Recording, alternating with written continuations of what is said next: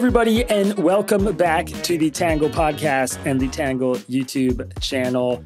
Today, we have a fascinating debate about bail reform and some of the changes that are happening right now in this space. And we've brought on two people who have some pretty strong fundamental disagreements about this issue, as you'll see. One of our guests is Ken Good. Ken is a bail attorney and a board member of the Professional Bondsmen of Texas. He has argued cases involving reforms to the cash bail system before the Supreme Court of Texas and the Texas Court of Criminal Appeals and written extensively on the topic. He received his law degree from Texas Tech School of Law. And we're also being joined by Kiah Duggins. Kiah is an attorney at the Civil Rights Corp and litigates against unconstitutional policing and money bail practices nationwide. Before joining CRC, she worked with the ACLU of Northern California to challenge instances of police misconduct and address other issues in the criminal legal system. She received her law degree from Harvard Law School. Both of these guests have really strong feelings about the issue that we're going to discuss, which you will see in a moment in this interview. I do want to just give a little bit of context here. You're going to hear both Ken and Kiah reference the O'Donnell v. Harris County case a few times. They worked on this case on opposite sides of it. They were both involved in different fashions, but made for a very interesting conversation and one where, they obviously were coming from different sides of it. So they had pretty strong feelings about the case and they reference it a few times. I asked Kiah in the interview to briefly explain it, which she does a much better job than I could. But just because the conversation kind of starts with that right at the top, I want to give a little bit of context that Harris County has a policy and a practice of using secured money bail to impose pretrial detention on misdemeanor defendants who are too poor to pay. What that means is that if you get arrested for a misdemeanor offense, you are brought into your pretrial hearing, you're asked to pay bail. If you can't afford bail, they detain you, they put you in prison. So that process has been challenged, and that case went to court. There was a settlement. You'll hear a little bit about that. They both reference it. They reference the constitutional issues at play and why the case, was tried the wrong way or the right way and a lot of the challenges that have been spawned out of it. But it is one of the cases that is, the most consequential to the cash bail reform issue. So I just want to give you a heads up. You're both going to hear them talk about it a little bit. We get into some of the nitty gritty legal stuff. And we also talk more broadly about cash bail reform and some of the processes around it. They also both made arguments about the evidence that they have to support their position. So I followed up with each of them to just get some citations, get some studies, anything they wanted to send me to sort of buttress their position. So if you're curious to learn more about that, you can find some of those links that were passed along in the episode description on our YouTube channel or on our podcast. I hope you guys enjoy. It was a really fascinating conversation for me, tense at times. That's natural. I thought Kiah and Ken both did a very good job of addressing each other civilly and, with some grace and some attempted understanding. And maybe we didn't make a ton of, ground on finding some common agreement. But for me, it was a fascinating conversation. And I think for you, it'll help you make a decision about how you feel about this issue. So without further ado, here's the interview. Well, Kiah, Ken, thank you both so much for being here. I really appreciate it. Before we jump in, I think just for our audience, it would be awesome to hear a little bit about how you each came to study and work on the issue of bail reform. Ken, maybe we can start with you. If you could tell us a little bit about your background. Sure. Well, thank you very much for having me here. I mean, this is an issue that has really taken away a lot of time and where I've really educated myself. But I would say in law school, I excelled in doing national teams. I was on a team that did the best brief in the nation. So I've always had an appellate background type of experience. I was a 4-year attorney when I argued my first case at the Supreme Court of Texas. And so no matter what I've done, I've kind of kept my appellate work going. I've argued the two most important cases in Texas on the bail side of the world and won both of them. And so then I started finding this issue. I was asked to go to a hearing in the O'Donnell case, which is probably one of the first cases, one we may talk about today. And I came out of that hearing going, oh my God, this case is going south, and I don't believe that it's going in the proper direction under the law. And so I said, we are going to have to become experts on these issues. So I became educating myself on these issues from my background as a appellate attorney. I started writing articles about these issues, and then we started our own podcast. And so I've had guests from some of the cases that have gone through the system. And so I have diligently worked to try to become a resource for these types of issues when they arise across the country.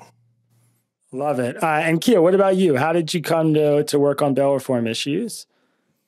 Yes. Hi. Thank you for having me here. So, like you said, my name is Kiah Duggins, and I am originally from Wichita, Kansas. And I went to Wichita Public Schools from kindergarten through college.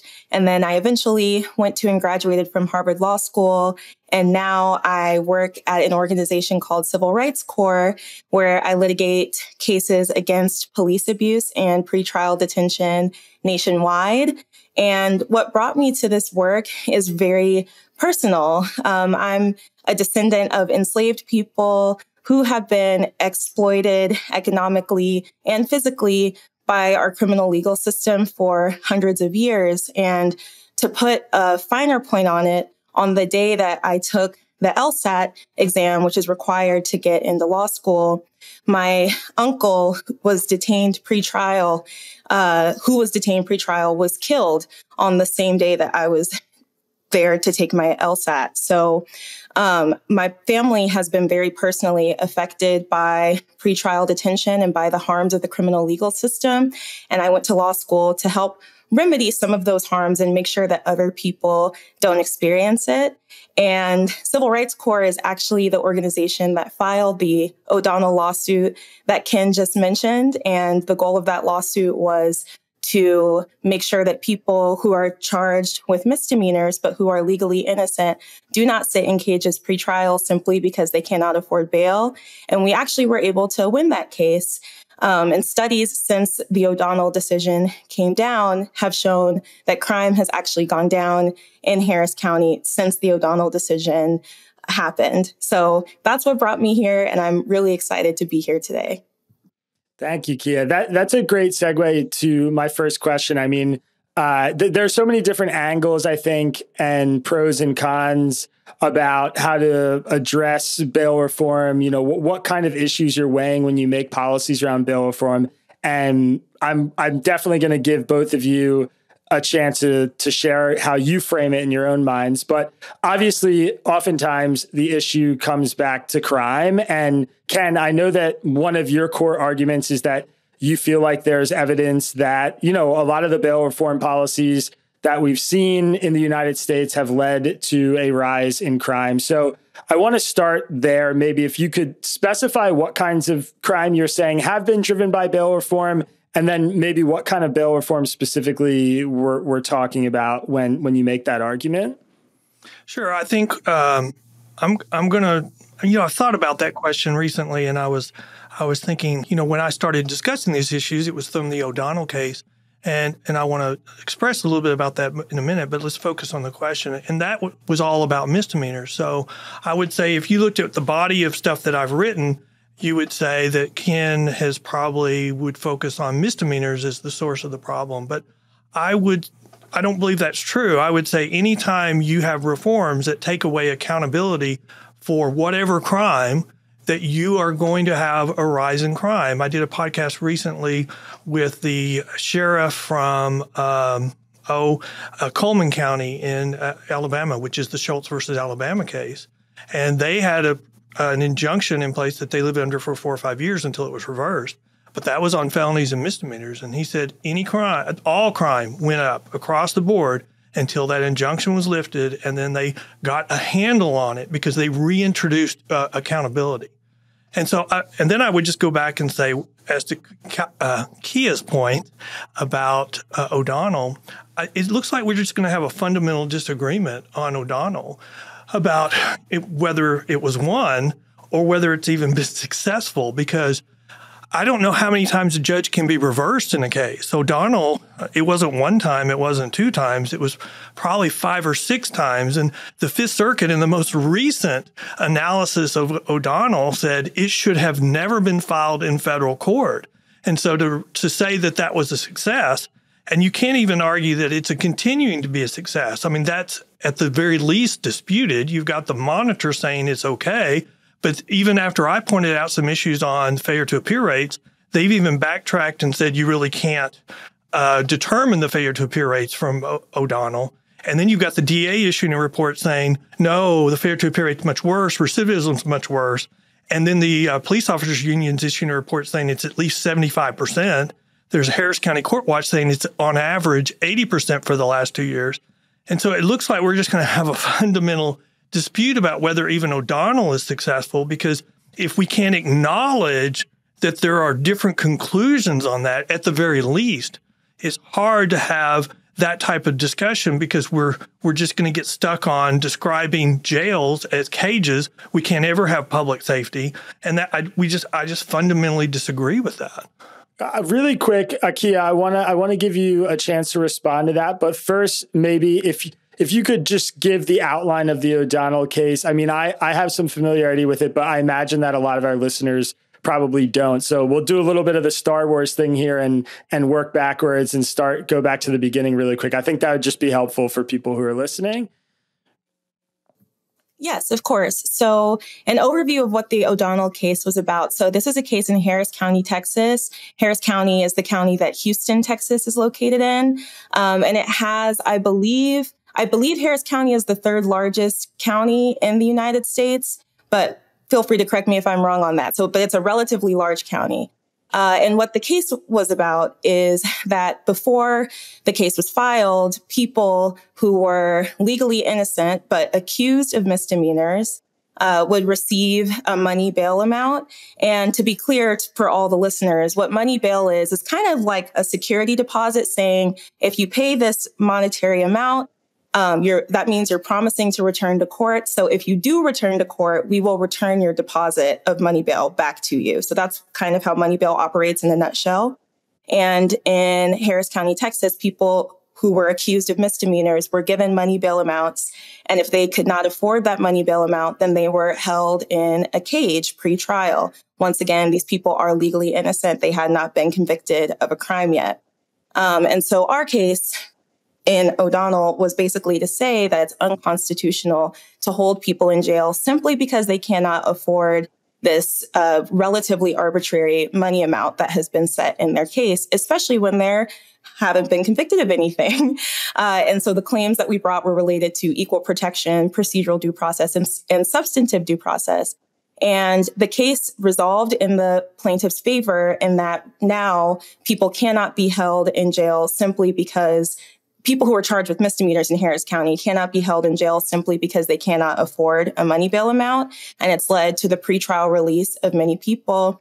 And the study that I was referring to earlier when I said that studies have shown that crime has gone down since the O'Donnell decision is a study done by a peer-reviewed study done by UPenn, the Quattrone Center. It was released August 16th of 2022. So it's relatively recent. And that analysis from that study shows that crime rates have not increased because of the O'Donnell decision. And in fact, crime has gone down. Kiah, I do want to hear about kind of the interaction of the bail process and crime. But as I understand it, I think one of, your core arguments is also about the constitutionality of, these bail practices. I'm wondering if you could talk a little bit about how you think about that in the first place, whether it's legal or constitutional to ask for people to give their money while they await trial, and if they can't, imprison them. Sure, I'm happy to talk about that. So the short answer to your question is money bail by itself is not unconstitutional on its face, but there are some ways that money bail is imposed that can make it unconstitutional for certain people. So to be a little bit of an annoying lawyer here, the original purpose of money bail, or of bail in general, was a promise to return to court. So back in the colonial days, that's what bail meant. And money bail is essentially a security deposit saying if you give your money and promise to return to court, when you do return to court, we'll return that money to you. So that's what money bail is. And money bail on its face is not unconstitutional. It's essentially a promise or a security deposit that represents a promise to return to court.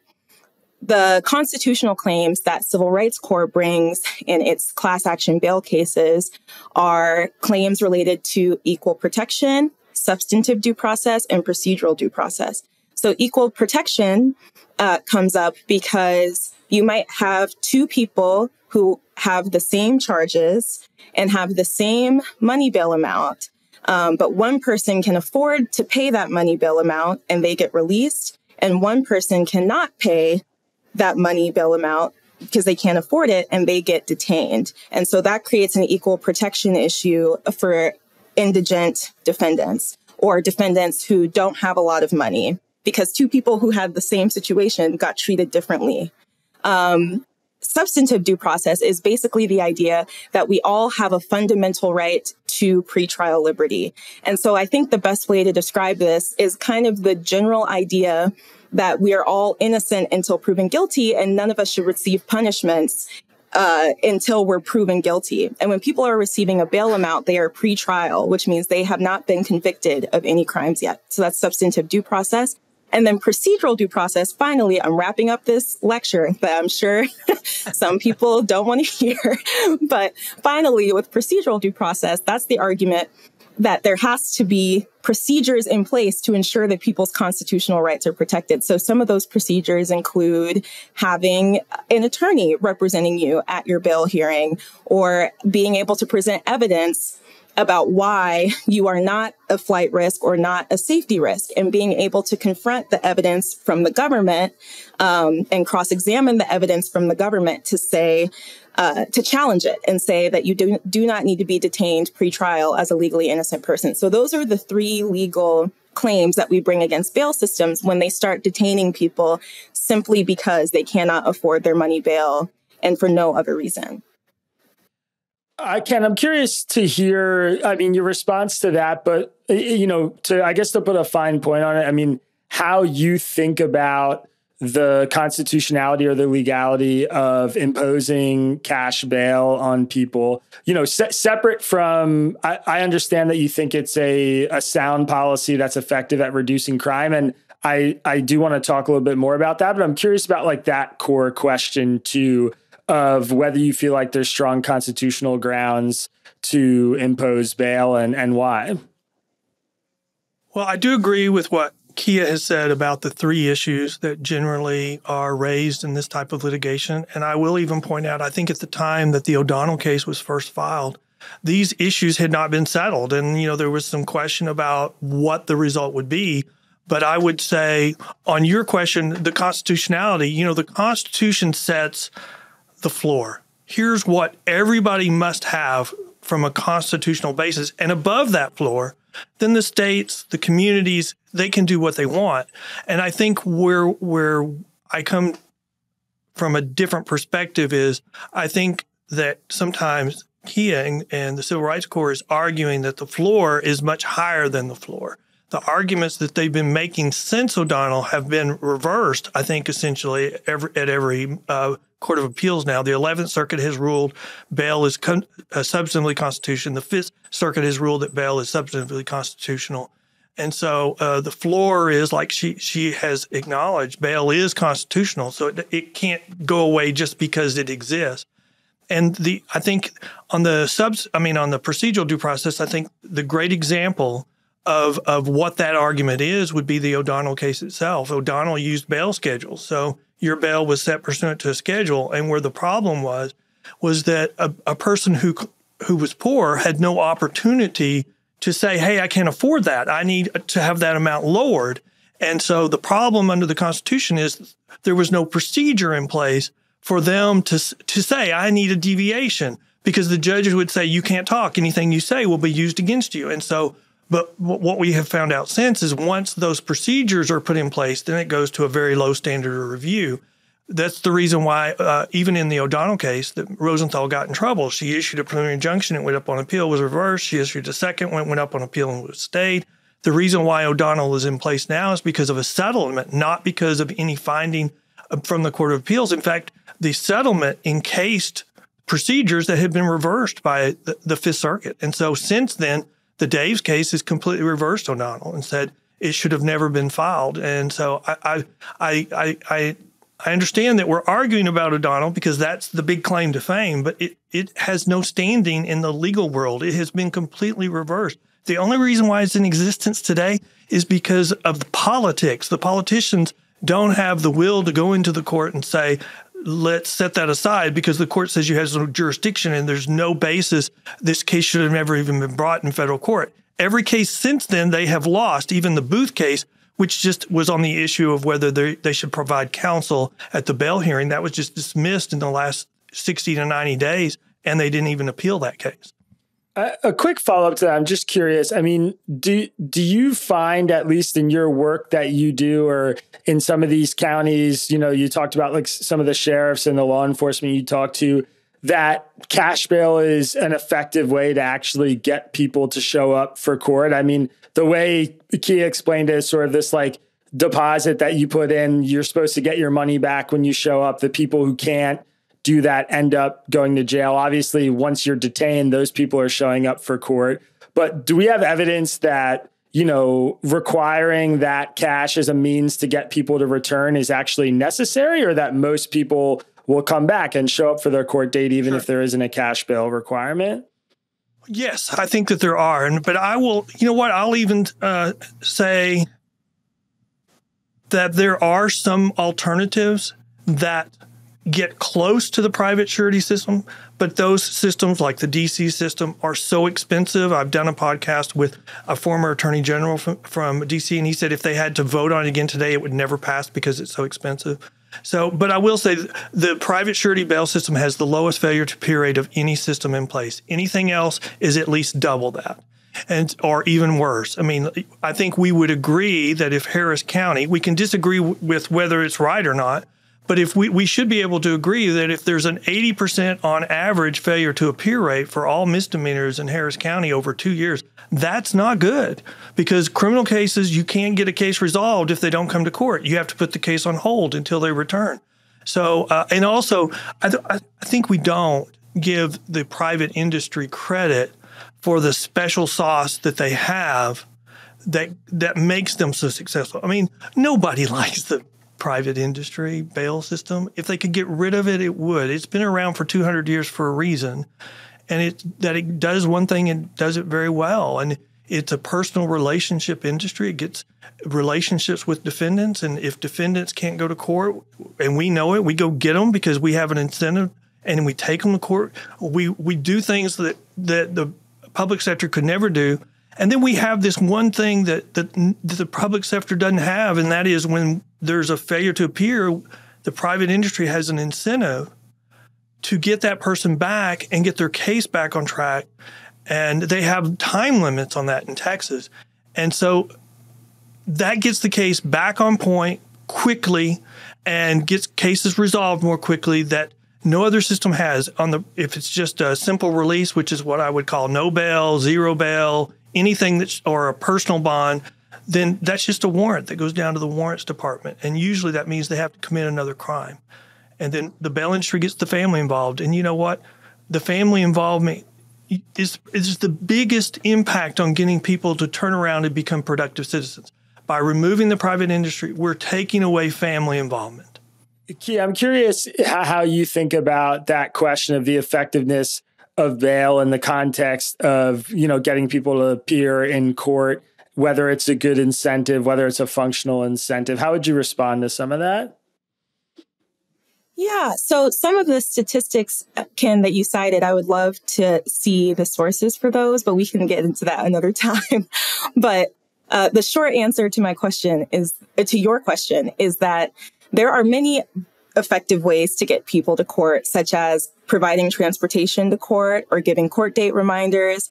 And examples from other jurisdictions like Washington, D.C., like different places in New Jersey, have shown, and also in O'Donnell in Harris County, Texas, have shown that putting measures in place to just remind people of their court date or bring them to court if they don't have transportation to court are just as effective at getting people to court as putting them in a cage. And actually, putting people in cages pretrial as a way to get them into court. Ken mentioned the fiscal responsibility side of this, how expensive these kinds of things can be. And what is really expensive here is putting people in jail. If you're holding somebody in jail for weeks, months, maybe even a year, that costs the county a lot more money than simply reminding the person of when their court date is or giving them a ride to court. Common sense shows us that that's much cheaper to just remind people of their court date than to hold them in jail for an extended period of time. Also, there are constitutional issues with holding people in jail for an extended period of time. But as for the effectiveness, there are several peer-reviewed studies showing that holding people in jail, especially for a week or more, actually has a criminogenic effect and increases the likelihood that the person will return to jail sometime in the future, mostly because when you hold somebody in a jail pretrial, you're destabilizing their entire life. They might lose their job because they're not showing up for work. They might lose their housing because they're not paying their rent because they're in a cage. They might lose their children because they're not taking care of their children because they're in a cage. So once they get out of that cage, even if they're found innocent, their whole life has fallen apart. And that creates a public safety issue. And that also creates a financial burden on their local government because all of their stabilizing forces in their lives, such as their housing and their family and their education, have been taken away. And that's actually a point that I agree with Ken on, that getting the family involved in a defendant's case is really helpful. And there are ways to do that without cash bail. There's something called participatory defense, where family members can help advocate for their loved one and say, we'll give them a ride to court. Here's where they work. This is the church that they're a part of. These are their children. Here are their connections to the community. We will make sure that they show up. So basically, the family in this participatory defense model is serving as the promise, to make sure that this person gets to court and that the case can be resolved. So that is actually a point I agree with Ken on, that getting the family involved is a very effective way of making sure that people come to court and that cases get resolved, all while preserving people's constitutional rights. Well, let me just kind of respond to, we've had a couple of comments now that, these people are innocent until proven guilty and that should be taken as a consideration. They should not be held. The problem is that's actually contrary to the law. I mean, that is something that applies at trial. We have a presumption of innocence. You don't have to testify. But for release, it is solely what assurance are you giving to the court that you will return to respond to these criminal charges. And there are factors in statutes that the court has to consider. Innocence, presumption of innocence, is not one of those. And then the issue, I actually thought Kiah's response on it's cheaper to let them out than to hold them was a good argument until I spoke to the sheriff in the Schultz versus Alabama case. And he said, look, it's a lot more expensive in the long run if you're going to let people out with no accountability and watch crime go through the roof. And then you're having to try to get that under control, which is what they did for 4 or 5 years. And he said, that's the most expensive thing you can do. And I agree with that. I think that when you take away accountability, you have to expect crime will go up. I mean, you've got a city within the city generally. In Houston, you've got, a small group of criminals that are doing a lot of the crime. I mean, we talk about the people who have jobs, but we don't talk about our gangs. We don't talk about career criminals. We don't talk about the groups that make money by committing crimes, and organized crime. And so I think when we are talking about tying the hands of judges, maybe for a noble reason, but when we do it so that judges can't do anything about the bad sectors of society, well, then those parts of the community are suddenly going to grow because it's a green light to commit more crime. And I think a lot of what is the result, maybe not what they're arguing for, but the result of what Kiah is advocating for, that's the result. We're tying the hands of judges so they can't address career criminals, organized crime, or gangs. And that's one of the reasons why we see crime going through the roof in our inner cities. Kiah, I'm curious to hear how you address folks, because I'm sure that line of argument is something that you run into a lot. I mean, I'm a journalist. All I do all day is read media stories, and a very common archetype of a story right now is somebody's out on bail and they go commit some kind of violent crime, and that's on the homepage of the New York Post or whatever. So I know it happens, but I guess what I don't know for sure is how much should be tying that to something like abolishing cash bail, and how much we know about the relationship between those two things. So what do you say to people who intuitively just feel like, yeah, of course it makes sense if we, arrest somebody and let them right back out that they're going to go commit another crime? Yeah, so I have a two-part answer to that question. The first part of my answer is that statistics from the federal government, the FBI, the Bureau of Justice Statistics, et cetera, all show that crime is not increasing. That's what the data from law enforcement itself is showing on a national level. However, people's perceptions of crime are increasing. So people believe that crime is increasing. That's definitely true. But when we look at the national statistics, crime is not increasing on a national level. And that is not only reflected in these national statistics, but also in peer-reviewed studies as well, which have been done across several different jurisdictions in the United States. And so that's the first part of my answer. And the second part of my answer is that I also very much care about community safety. And I do this work because I believe that we all deserve to be free from violence. We all deserve to be safe in our homes and in our neighborhoods and in our cities. And it is because I am so passionate about making sure that everyone is safe that I am against pretrial detention, and also for investments into things that we all know keep us safe, such as housing, healthcare, education, things that attack the root causes of violence, according to almost every study that's been done about what the causes of violence are and what perpetuates violence. The reality is, with tying this back to cash bail and pretrial detention, the reality is that pretrial detention destabilizes people's lives, like I said earlier, because even spending 1 to 2 days in a cage can cause you to lose your job, can cause you to miss payments on your bills and on your housing, and can cause you to lose your children, especially if you have small children that you don't return home to because you're being held in a cage due to an unaffordable money bail. So that kind of destabilization of countless people creates a public safety issue, because then people don't have the housing, healthcare, education, et cetera, to fall back on to be productive members of society.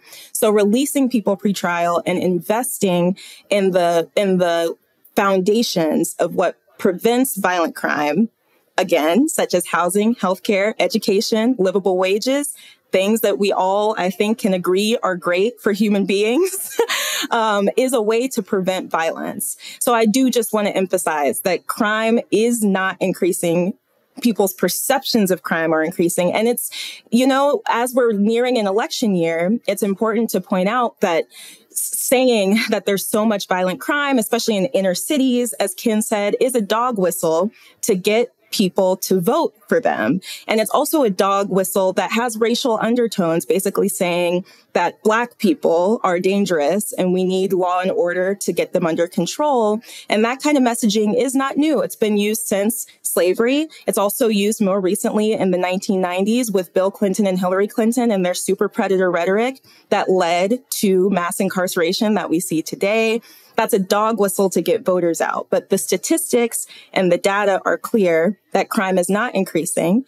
And the statistics and data are clear that the ways to make sure that people are safe and free from violence is to invest in housing, healthcare, education, livable wages, and other social and economic resources.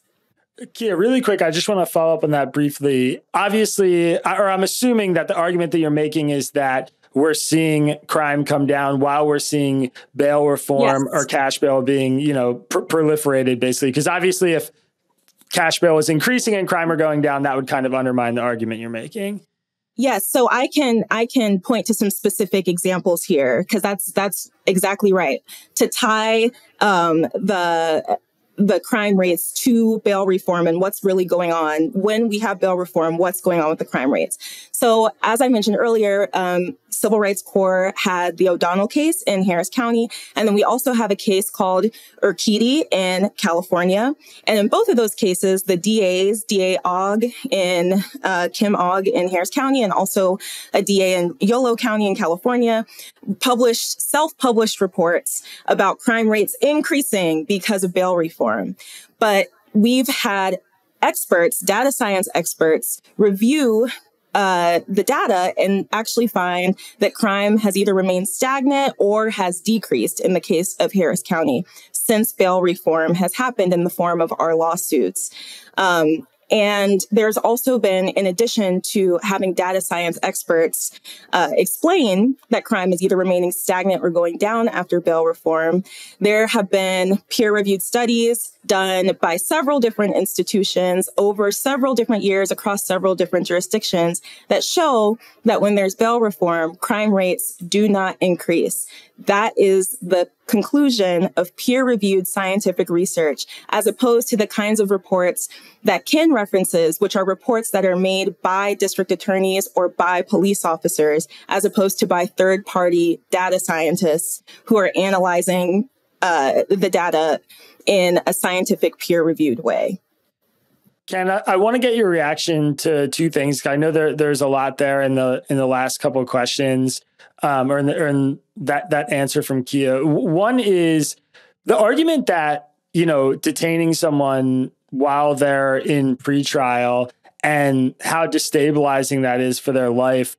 That resonates for me a lot. I mean, I think that makes a lot of sense. The idea that somebody's accused of a crime, they get put in jail and they miss a few days of work and they lose their job, and the snowball just kind of builds up from there. So I want to start there. I'm just curious how you think about that. And then we can talk about the discrepancy in the evidence that each of you guys are kind of citing and what kind of evidence you look to on the question of cash bail and crime. But I'm curious if that argument from Kiah lands with you at all, because when I hear that, I think it makes sense in the same way. The idea that, you let somebody free who's just been arrested for a crime, there's a good chance they might go commit another crime makes sense to me. The idea that you arrest somebody who's accused of a crime and you destabilize their life by incarcerating them for a few days, that also makes sense. So how do you weigh that in your calculation? Let me state it a different way. If you're a first-time offender, I would agree with you. But once you've got a criminal history, and what we're seeing more and more is extensive criminal history, if your bail is set in an amount you cannot afford, I don't believe you're in jail anymore because you're poor. You're in jail because of your criminal history. And I think that's a fundamental disagreement that I have with probably Kiah's position, because the reforms that they see are charge offense based. So no matter how many times you're charged with this offense, if it's on the simple release list, you have to be simple released. We've seen that in New York. And so we've had rollbacks because, criminals see that as a green light to commit that same crime over and over and over. When you get arrested 17 times, then I have a question about whether you should be released. I don't have a problem with you being held pretrial. I think the example that Kiah is highlighting is a first-time offender. I don't believe we have first-time offenders anymore. But let's go back to what she's saying about crime is not increasing. We saw that right before the last national election, right? 2 weeks before the election, people were coming out and, one side of the political spectrum was saying crime's not increasing. This is just jargon coming from the other side. And maybe it worked in the election. But, you really can't say that anymore. I mean, in the last month, the NAACP Oakland chapter came out blasting the local elected officials saying, we need a state of emergency on crime. Crime is rampant here in Oakland, And the DA came out essentially saying the same thing that Kiah is saying today. And the regional NAACP came out and said, you're wrong. The local NAACP chapter is correct, and that crime is increasing, and we need a state of emergency on crime.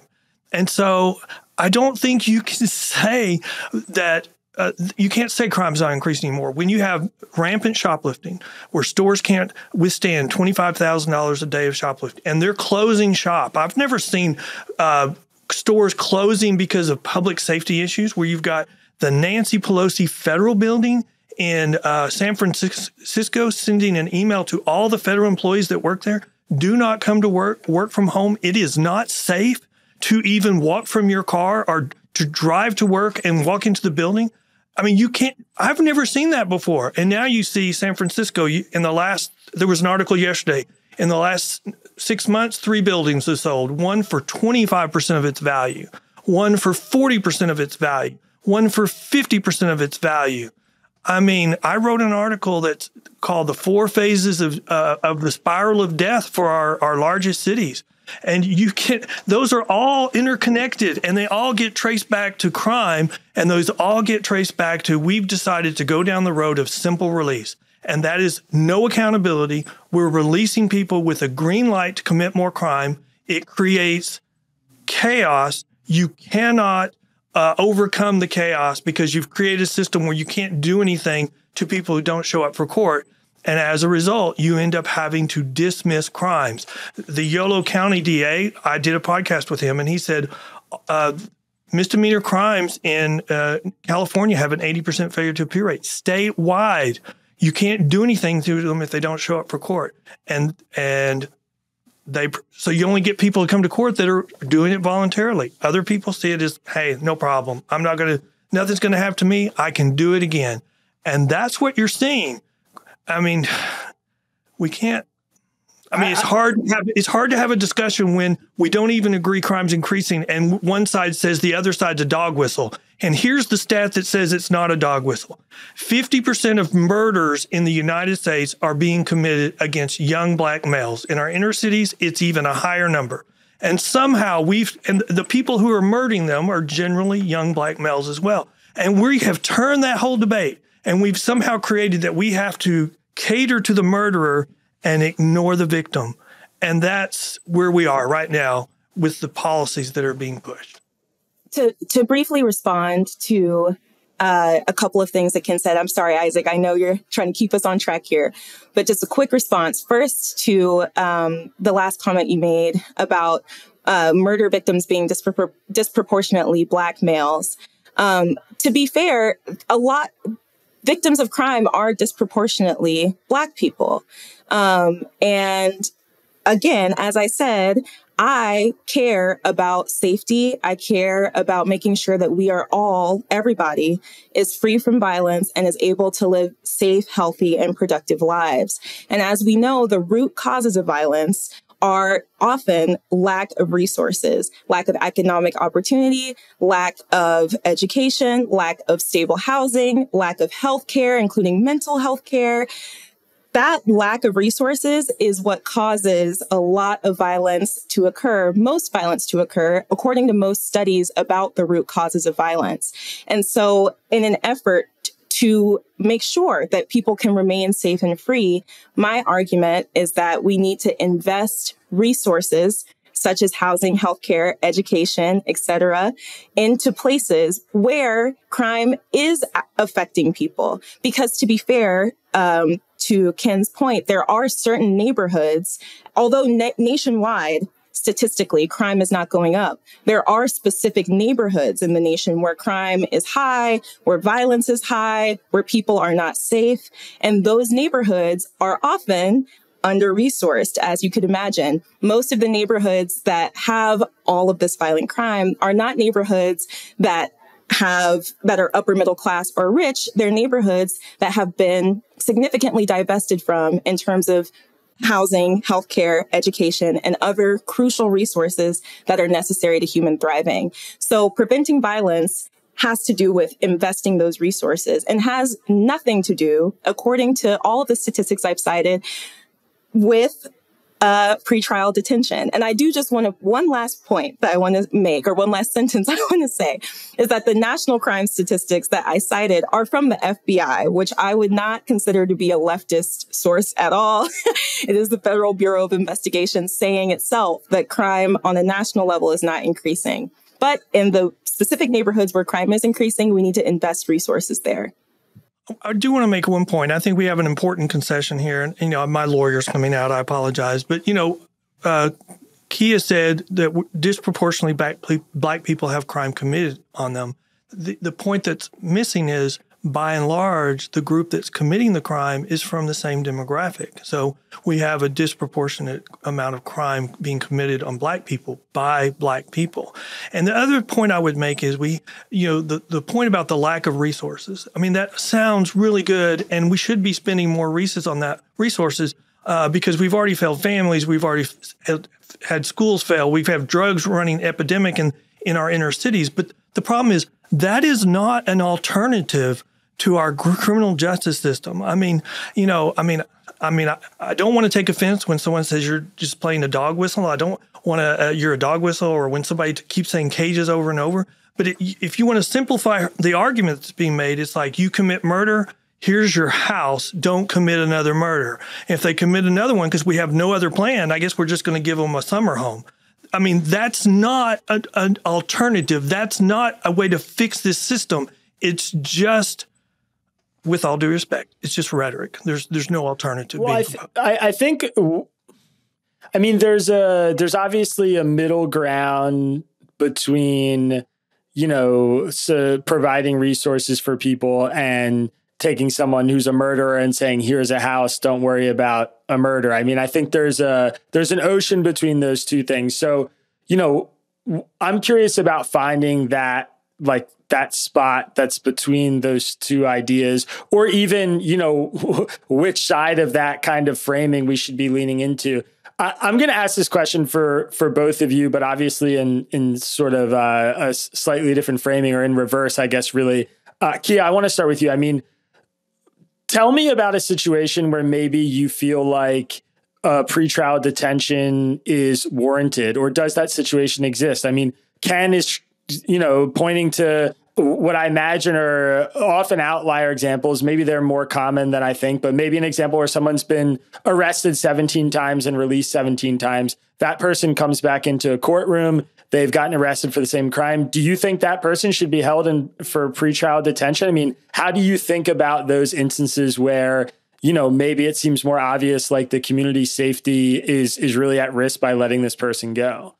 I'm going to go back into my annoying law professor mode and reference procedural due process again. So one of the constitutional claims that we bring in our bail cases is procedural due process, which is basically the ability to have a lawyer and the ability to show evidence about why you should not be detained.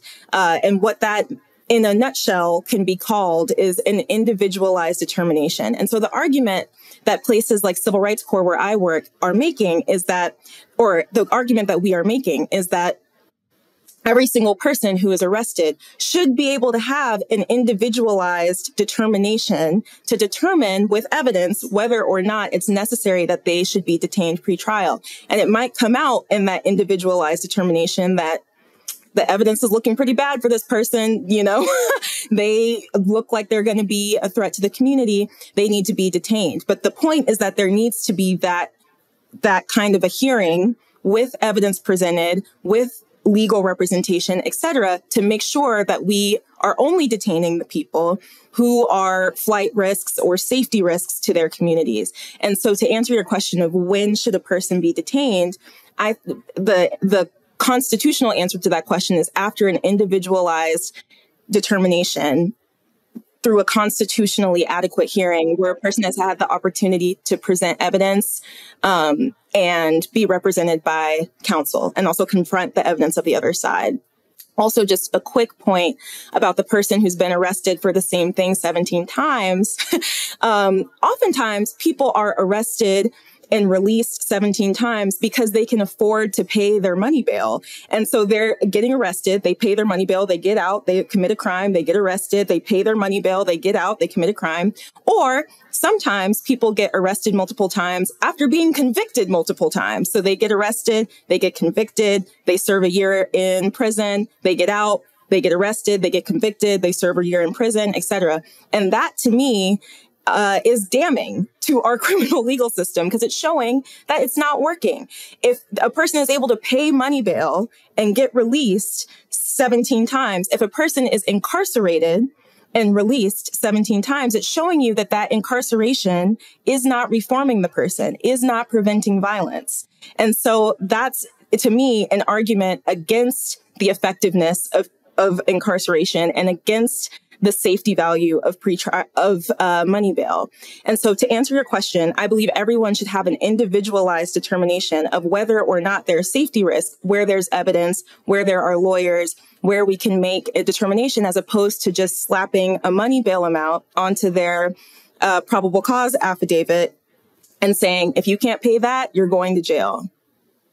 Ken, so I want to put this question to you, I guess, like I said, in reverse, which is, I'm curious if there are situations where you feel like cash bail reform should exist, where you feel like somebody who comes in, is being accused of a crime should not be held for pretrial detention if they can't afford to post bail, should not be in prison if they can't afford to post bail. How do you think about that issue?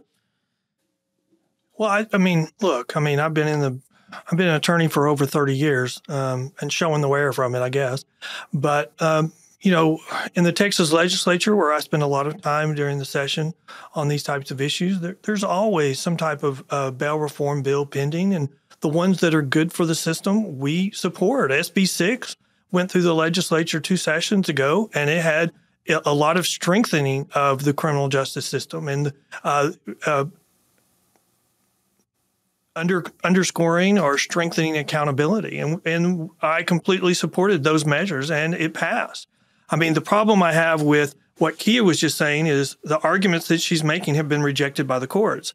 I mean, both the Sanchez versus Alabama case and the Walker versus City of Calhoun case used bail schedules.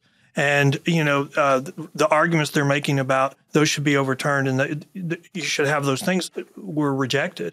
The whole point about having an individualized hearing, think about it. We're going to require the DA to have an individualized hearing within 48 hours of arrest for every case. Sometimes they don't want to show their evidence that quickly. And we make it clear and convincing evidence standard so that it's not the judge's determination for setting bail anymore. It's a mini trial. Either the DA meets their burden of proof or they don't. I mean, historically, bail is an abuse of discretion standard, and it's the judge who's responsible for setting bail, not the DA. If we remove it from the judge and we make it all just a pure standard of evidence, which is very high, we make it almost impossible to hold anyone, which is exactly what the goal is, and public safety becomes more at risk. And we're spending almost all of our resources at the very beginning of the criminal case, and we don't have anything left to prosecute the criminal case. I mean, think of it. Like in our big cities, the criminal justice system is a conveyor belt. We average the same number of cases being added to the conveyor belt every day, every week, every month, every year. Anything that we do and everything that Kiah is proposing slows down that conveyor belt. And so to be able to get the same number of cases resolved in the same amount of time, we're going to have to double our courts. That's not going to happen. And so we have to find shortcuts. Well, right now in Harris County, which, we have this big disagreement. Last year, I looked at the misdemeanor courts, which is all O'Donnell is, and I looked for the month of August, their dispositions. 90% of the cases were dismissed.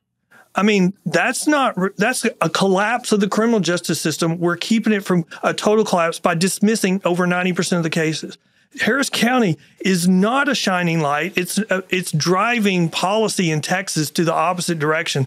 But we still have people going to other states saying, Harris County is the golden where you should shoot for. And we couldn't be more separated. We couldn't be more far apart on the differences. And where we have this problem is we can't even agree on the facts, what works and what doesn't work. We should be able to say, hey, this works. We should, anything that works makes the criminal justice system better. So what's good for the criminal justice system, shock of all shocks, is good for the bail industry. And so anything that's good for the criminal justice system, we're going to agree with.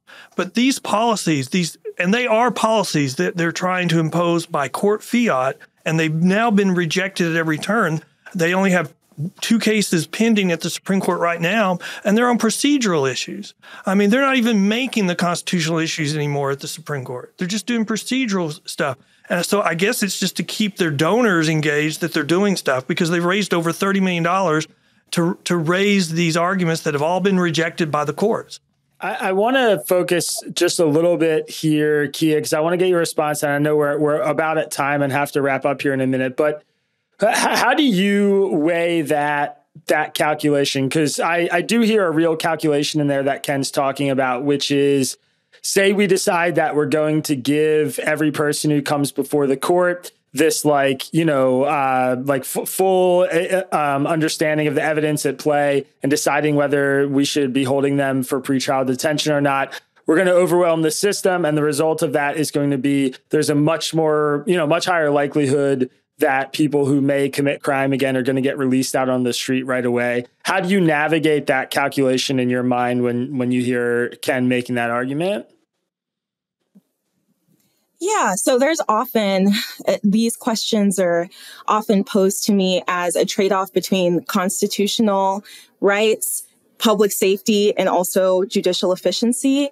And in my mind, there is no trade-off between the three when we acknowledge that many people can just be released pre-trial. People have a fundamental right to pretrial liberty. And so releasing people pretrial does not implicate any of their constitutional rights. It allows them to get back to work, get back to their families, get back to their housing, et cetera. So it doesn't impact any of these moral or ethical quandaries that I've been bringing up. And it also helps with judicial efficiency, because if most people are released pretrial, then we can focus on the individuals who we think might be a bit of a public safety risk and make sure the resources are focused there.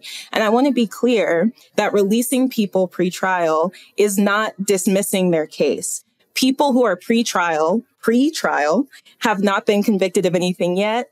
They are before their trial. They're legally innocent. And so dismissing them pretrial, or not dismissing them pretrial, releasing them pretrial, is not dismissing their case. It's just allowing them to continue to meet their obligations in their lives until the date of their trial, where they may be found guilty or innocent.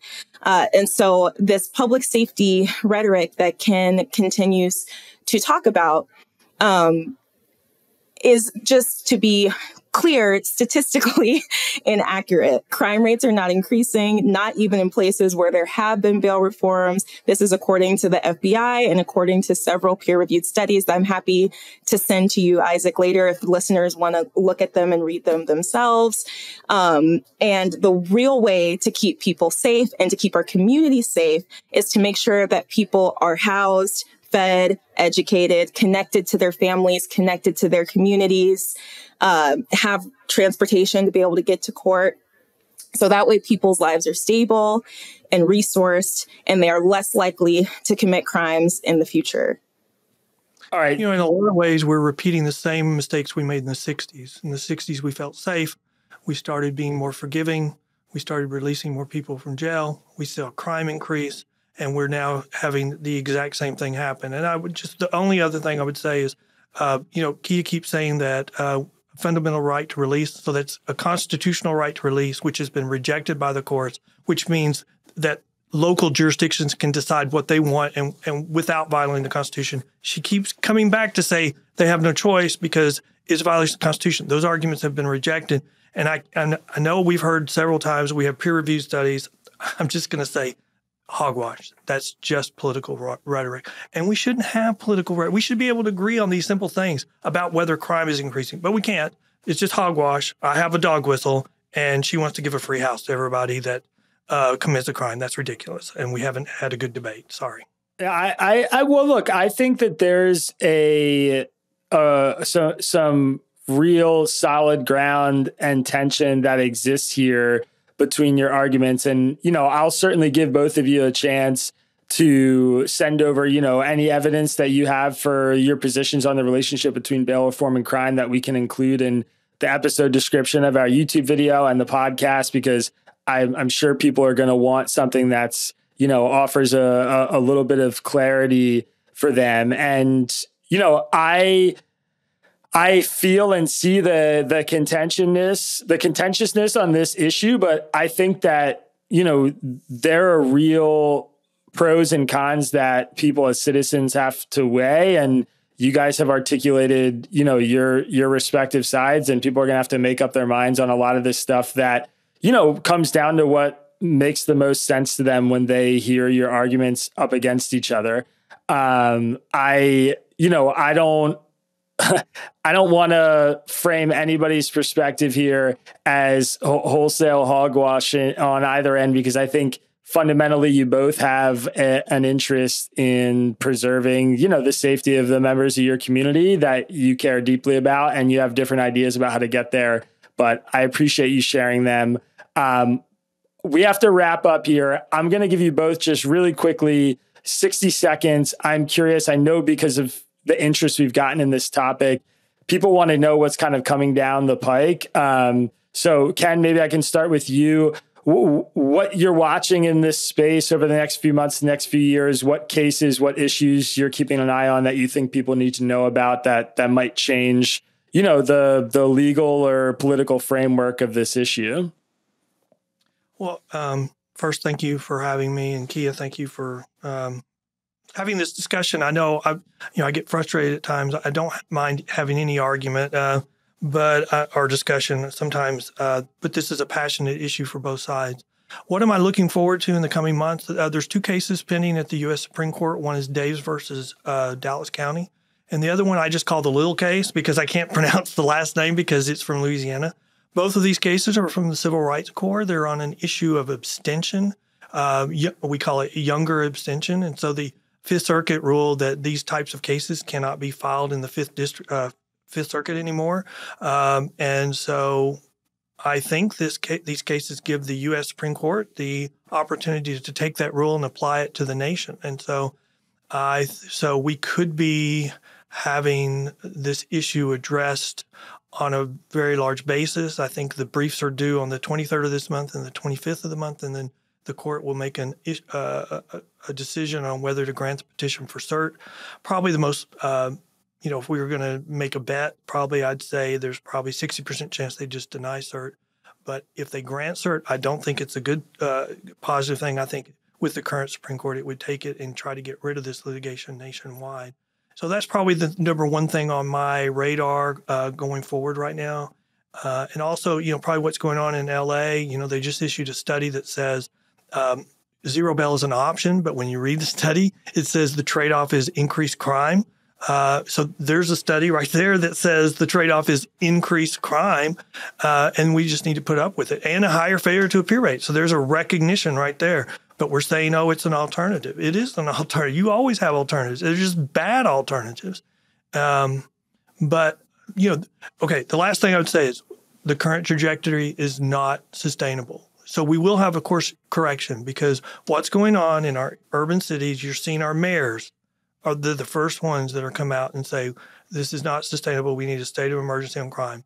Because what's happening, where we're going, contrary to what Kiah's arguing, is not sustainable. And so we will have a change, and we will have a course correction. Thank you. But thank you very much for having me. Yeah, thanks for coming on. Kiah, really quick before we go, what are you watching in the space? What areas are you keeping your eyes on in terms of, this issue nationally? Yeah, so I'm keeping my eyes on the same cases that Ken mentioned. And I also, because I actually believe Ken and I do have common ground, which is that we both care about public safety. We both care about making sure that people live lives that are free from violence and that we can all feel safe in our communities and our neighborhoods and our cities. And so the things that I'm excited about and looking forward to are all of the creative ways that grassroots people on the ground, mostly Black people on the ground who are, as we discussed earlier, disproportionately victimized by crime, all of the creative ways that people are working together with their communities to figure out how can we make sure that our communities have the resources that we need so that we are not subjected to this violence and to this lack of safety anymore. And one of those ideas that community members have come up with and have been practicing for many years is participatory defense. As I mentioned earlier, I'm really excited to see different participatory defense hubs popping up around the nation with people from the communities saying, we want to make sure that our loved ones are safe and free. And we also want to make sure that their constitutional rights are protected. And so how can we do that? So all of these grassroots initiatives, from participatory defense, court watching, et cetera, many of the people who are in it are victims of crime who have decided to take it upon themselves to figure out how we can make the system better. That excites me. I'm really excited to see all of the alternatives that people are coming up with to cages and to pretrial detention. All right, Ken Good, Kiah Duggins, thank you both so much for the time. I really appreciate it. And certainly an issue that I know a lot of people are keeping their eyes on. So I'll be in touch with both of you. Thanks again.